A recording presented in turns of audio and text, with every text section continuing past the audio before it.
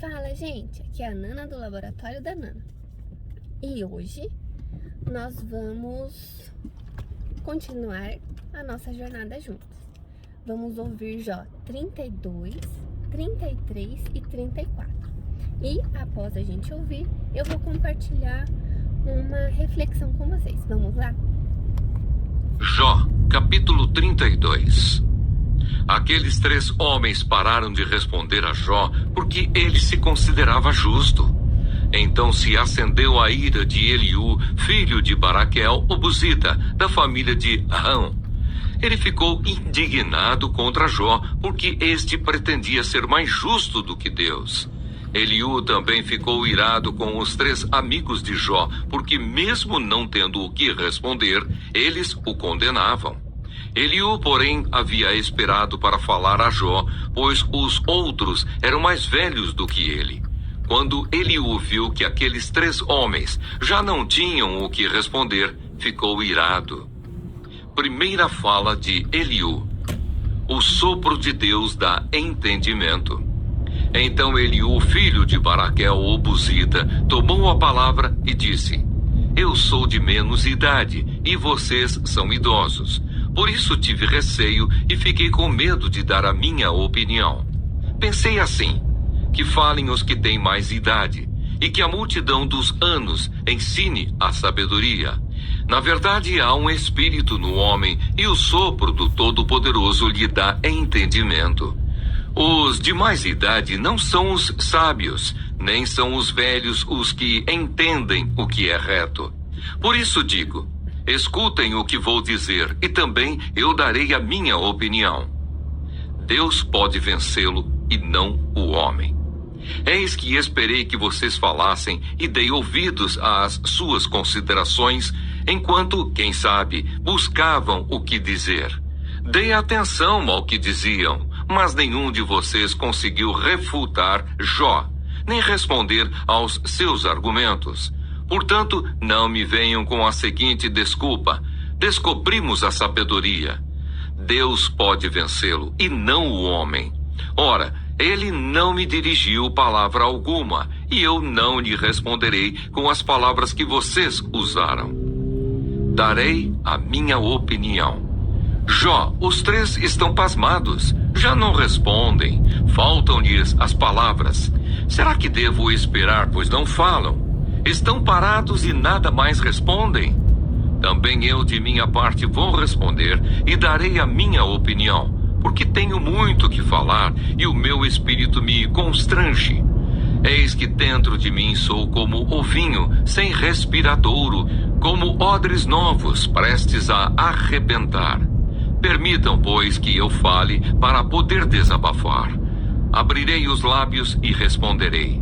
Não tratarei nenhum de vocês com parcialidade e não vou lisonjear ninguém, porque não sei lisonjear. Se assim fizesse, em breve me levaria o meu Criador.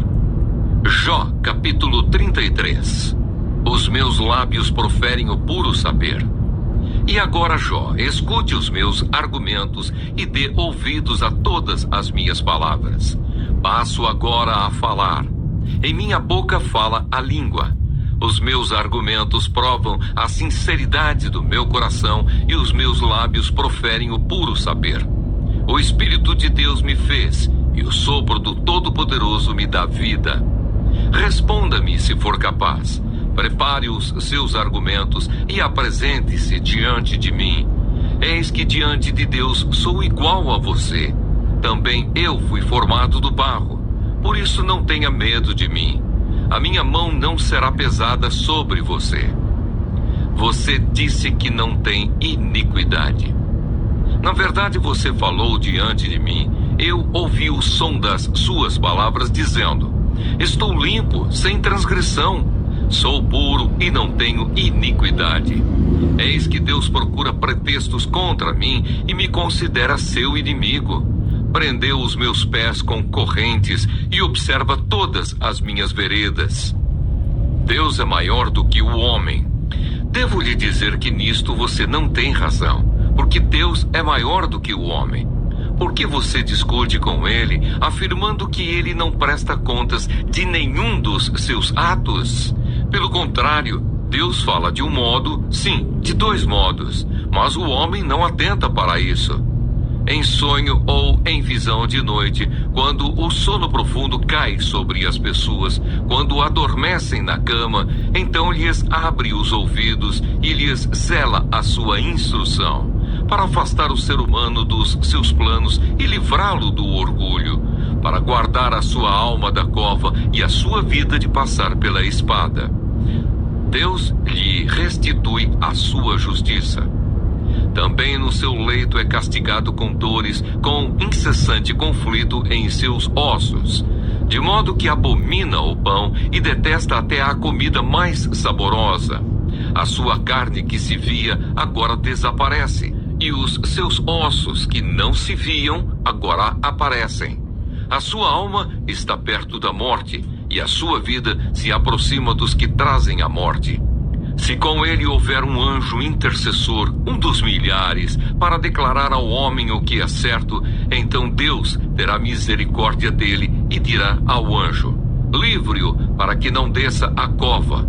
Já achei um resgate para ele. Então a sua carne recupera o vigor da infância e ele volta aos dias da juventude. Ele ora a Deus que se agrada dele. Com alegria vê a face de Deus, e Deus lhe restitui a sua justiça. Depois cantará diante de todos e dirá: pequei, perverti o direito, e não fui punido como merecia. Deus livrou a minha alma de ir para a cova, e a minha vida verá a luz. Eis que Deus faz tudo isto 2 e 3 vezes no seu trato com o ser humano, para reconduzir da cova a sua alma e iluminá-lo com a luz dos viventes. Agora, Jó, preste atenção e escute o que vou dizer. Fique calado, porque vou falar. Se você tem alguma coisa a dizer, diga, fale, porque gostaria de lhe dar razão. Se não, escute o que vou dizer. Fique calado e eu lhe ensinarei a sabedoria. Jó, capítulo 34. Segunda fala de Eliú. Eliú disse mais: vocês que são sábios, ouçam as minhas palavras. Vocês que são instruídos, escutem o que vou dizer, porque o ouvido avalia as palavras, assim como o paladar prova a comida. Escolhamos para nós o que é direito. Conheçamos entre nós o que é bom. Deus não perverte o direito. Porque Jó disse: sou justo e Deus tirou o meu direito. Apesar do meu direito, sou considerado mentiroso. A minha ferida é incurável, embora não tenha cometido nenhum pecado. Será que existe outro homem semelhante a Jó, que bebe a zombaria como se fosse água?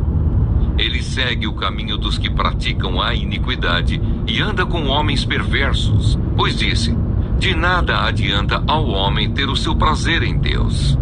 Por isso, vocês que têm entendimento, me escutem. Longe de Deus o praticar ele a maldade, e longe do Todo-Poderoso o cometer injustiça. Pois Deus retribui ao homem segundo as suas obras e paga a cada um conforme o seu caminho. Na verdade, Deus não pratica o mal.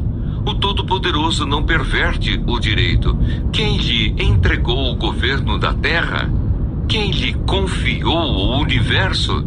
Se Deus pensasse apenas em si mesmo e fizesse voltar para si o seu espírito e o seu sopro, toda a humanidade morreria ao mesmo tempo e o homem voltaria para o pó. Deus é justo e poderoso. Portanto, se você tem entendimento, escute isto. Dê ouvidos ao som das minhas palavras. Se Deus odiasse o direito, será que poderia governar? E será que você quer condenar aquele que é justo e poderoso?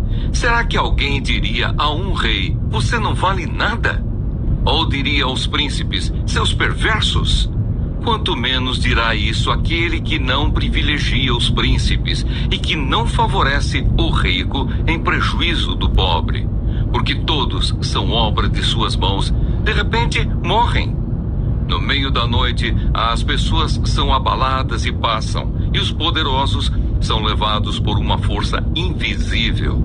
Os olhos de Deus estão sobre os caminhos do homem e veem todos os seus passos. Não há trevas nem sombra profunda o bastante onde os que praticam a iniquidade possam se esconder. Pois Deus não precisa observar o homem por muito tempo antes de o fazer comparecer em juízo diante dele. Deus arrasa os poderosos sem os inquirir e põe outros em seu lugar, porque ele conhece as obras deles. De noite os transtorna e eles são esmagados. Ele os castiga como se fossem ímpios à vista de todos, porque se afastaram de Deus e não quiseram compreender nenhum de seus caminhos, e assim fizeram com que o grito dos pobres subisse até Deus, e este ouviu o lamento dos aflitos. Se ele se calar, quem o condenará? Se encobrir o rosto, quem poderá vê-lo? Mas ele está acima dos povos e das pessoas, para que o ímpio não reine e não haja quem iluda o povo. Você prometeu parar de praticar injustiça? Se alguém se dirige a Deus dizendo: sofri, não vou pecar mais, ensina-me o que não consigo ver. Se cometi injustiça, jamais voltarei a praticá-la. Será que Deus deve recompensá-lo segundo o que você quer ou não quer? Será que ele deve dizer: escolha você e não eu? Diga o que você sabe, fale.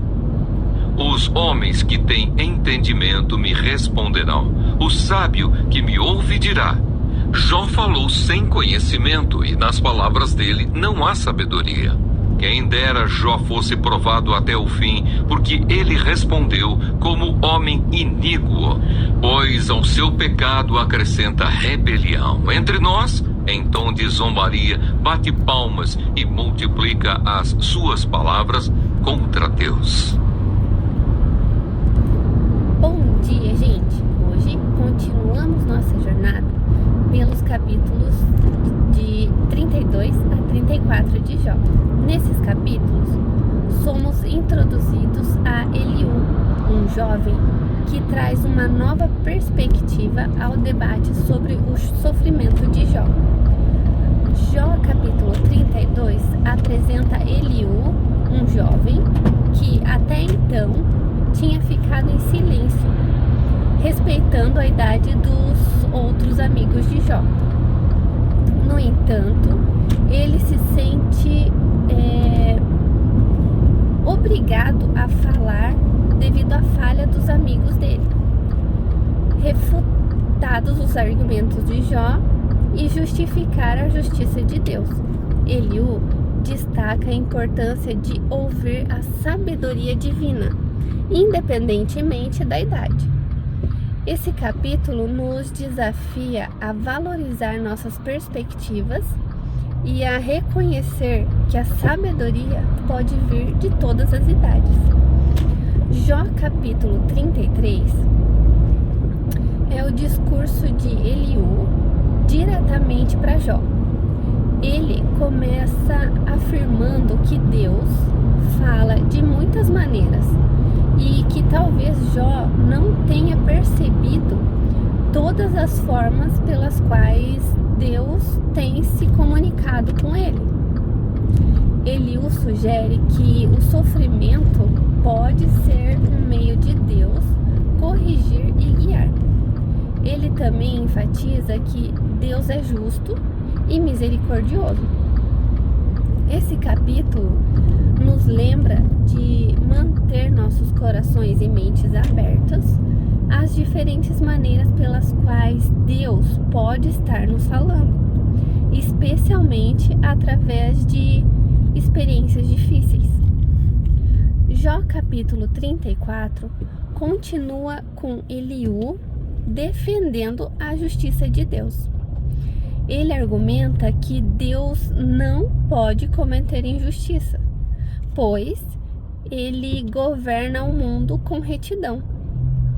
Eliú critica a atitude de Jó de se considerar mais justo que Deus e reforça que Deus é perfeito em sabedoria e justiça.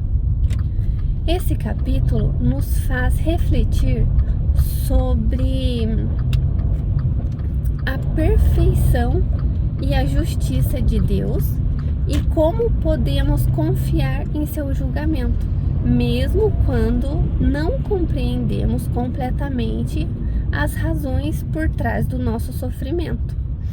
E somos convidados a abrir nossos corações e mentes para diferentes perspectivas e reconhecer a sabedoria que pode vir de todas as idades.